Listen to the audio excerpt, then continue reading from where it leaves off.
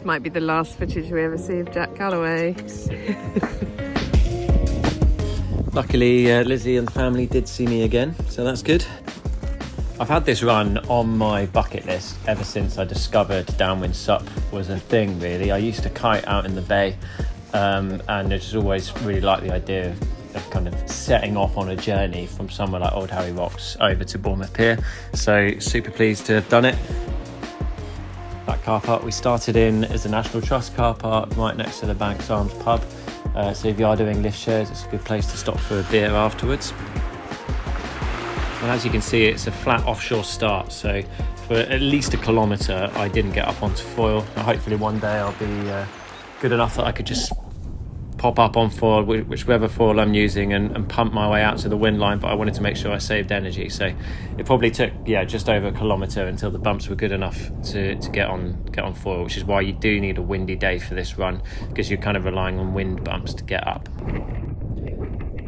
In terms of hazards on this run, there's probably two things that are worth mentioning. The first one is that you cross a channel about 1.5 kilometres into the run. So good thing is that there's channel markers that you go past. The bad thing is that you get Barfleur ferries going or Brittany ferries going both ways, and the cat goes really fast. So if you're not confident about what's around, I would come off foil at the buoy, have a good check both ways, make sure nothing's coming, and then cross. But it's just really clear where that channel is, so that's a good thing, I suppose. The next one is the tide. If it's a really fast outgoing tide, you could be pushed around Old Harry Rocks and you get really strong current around there.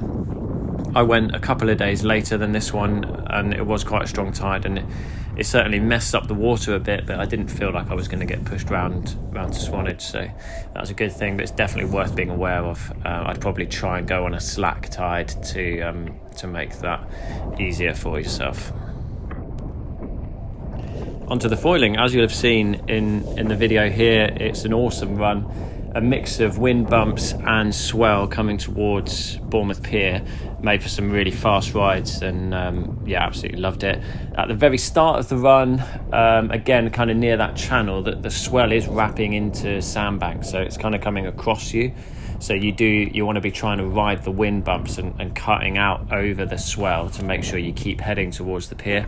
That's why it was actually quite good that it was a westerly wind rather than a southwest, so that those wind bumps were kind of pushing me out towards the pier rather than in. The further I got on the run, however, the better it got. So the closer I got to Bournemouth Pier, the more the swell was coming towards the pier, and therefore going in the same direction as the bumps and the way I wanted to go, which just meant that I wasn't working hard to cut across. I was just kind of riding the swell at speed and just really enjoying it. In terms of the gear I was on, since my last video I have moved down a foil, so I'm now on the Armstrong HA 1180. It's really good because I can very nearly flat water start it. I'm going to keep working on that, but I can definitely get up in pretty marginal conditions, but it does have a much better top end speed than the MA 1750.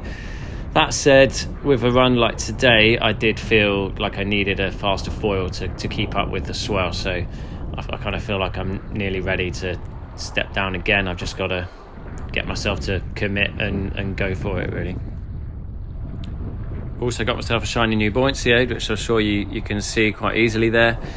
Quite good for confidence, knowing that you can be seen a little bit better, and I keep my PLB and an energy gel in the pockets as well. Now, coming into the pier and riding a wave in was super fun. I did wonder what the surfers must have thought, or where on earth I'd come from, so that was quite satisfying. It's a good spot to land, because if you were doing it on a really big day, you don't really get any shore break here. You can kind of get in next to the pier quite easily with your board, which is good. In terms of dropping a car off in Bournemouth, there's plenty of parking, but it is expensive. You can find some free spots if you head kind of west up the hill. There's some places that you can park there for free for the day.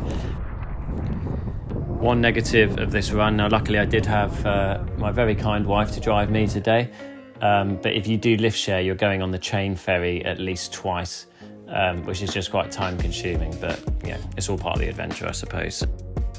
In terms of stats, this is probably one of my best runs. The run in total is about 11 kilometers and I foiled 8k of it.